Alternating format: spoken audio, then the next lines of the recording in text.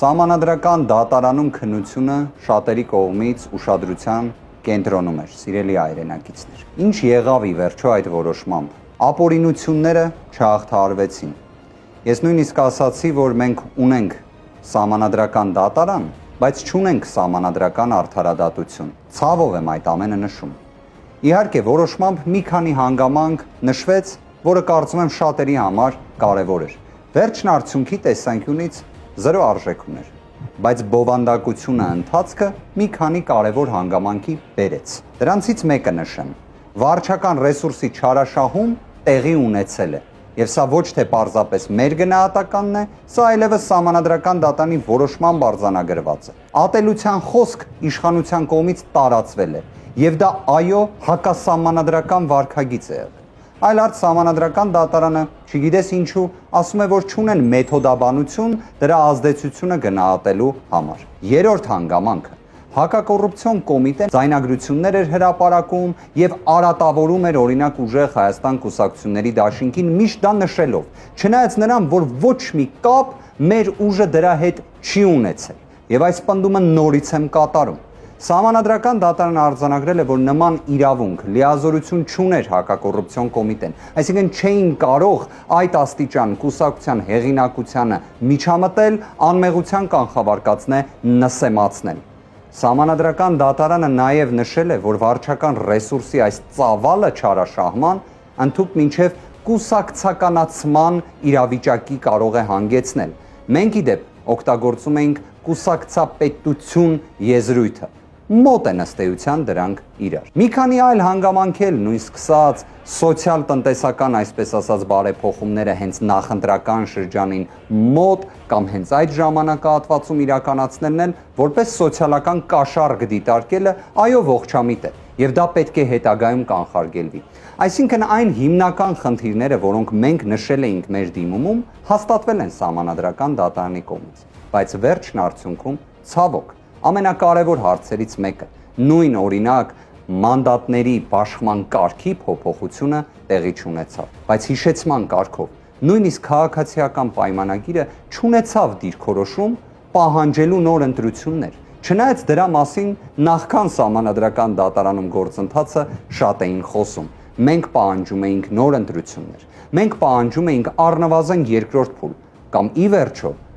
ձայնագողություն չիրականացվեր, այնինչ տեղի ունեցավ Բարգավաճ Հայաստան կուսակցության հետ։ Մեր ուժի կողմից նաև հայտարարվեց, որ մենք ստանձնում ենք պատասխանատվություն մանդատները վերցնելով։ Այստեղ անկեղծ եմ ուզում ասել, մանդատ վերցնել, չվերցնել, այդ բանավեճը դնենք մի կողմ։ Այստեղ կարևոր է պատասխանատվությունը, որը մենք ստանձնում ենք, դրա թե լավ, թե վատ զարգացումները։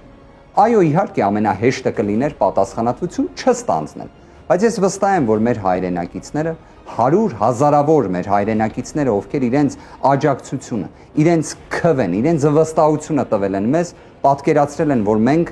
այո պատասխանատվությունից չենք խուսափելու եւ հենց այդպես էլ լինելու է։ Մի հանգամանք եմ ուզում նշել։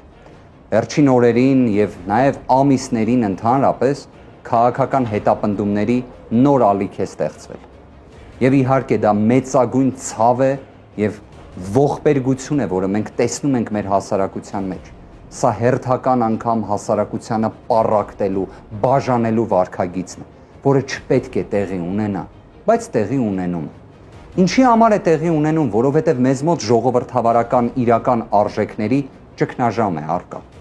Մենք իրավունքի գերակայությունից գնում ենք իրավունքի նսեմացման, բայց այս խնդիրները այո պետք է հաղթահարվեն։ Դրա համար պետք է վճռականություն, դրա համար պետք է ոչ մի պահ չհուսահատվել, ունենալ հավատ, ունենալ հույս եւ լինել սիրով լցված։ Սա իսկապես խնդրում եմ ձեզ, սիրելի հայրենակիցներ, ժողովուրդ ջան, ինչքան էլ դժվար լինի, բայց թող սա լինի շարժիչ ուժը։ Սիրելի հայրենակիցներ, նաեւ պետք է նշել, որ այս ժամանակահատվածում քաղաքական բանտարկյալների թիվը նաեւ ոչ միայն քաղաքական հետապնդումների պատմական ռեկորդի է մոտենում։ Մենք տեսանք տեսարանը Գայիկ Ծառուկյանի նկատմամբ։ Անձ, ով 2004-5 թվականից քաղաքական ակտիվ գործընթացների մեջ։ Լավ, ընդհանրապես ֆիզիկական ուժի գործադրումը չի կարող լինել ինքնանպատակ, Այն պետք է լինի օրինական, այն պետք է լինի անհրաժեշտ, այն պետք է լինի համաչափ, դրանցից ոչ մեկը առկա չէր։ Այնուհետև բոլորը կանխատեսում էին, որ իհարկե դատարանները կալանքի որոշում են կայացնել, մինչդեռ իրավական գործընթացը չի կարող այդպիսին լինել։ Հենց իրավունքի գերակայությունը նրա մասին է, որ կարող է լինել քաղաքական իշխանության ցանկություն, կարող է լինել քաղաքական պատվեր, որոնք ձևական առումով օրենքի շրջանակներում փաթեթավորվեն, բայց իրավունքը պետք է ճեղքի այդ ամենը եւ գերակայողը լինի։ Սահմանադրությունը դա է նախատեսում, բայց մենք նաեւ հակասահմանադրական այդ իրավիճակն ենք տեսնում։ Այս առիթը օգտագործելով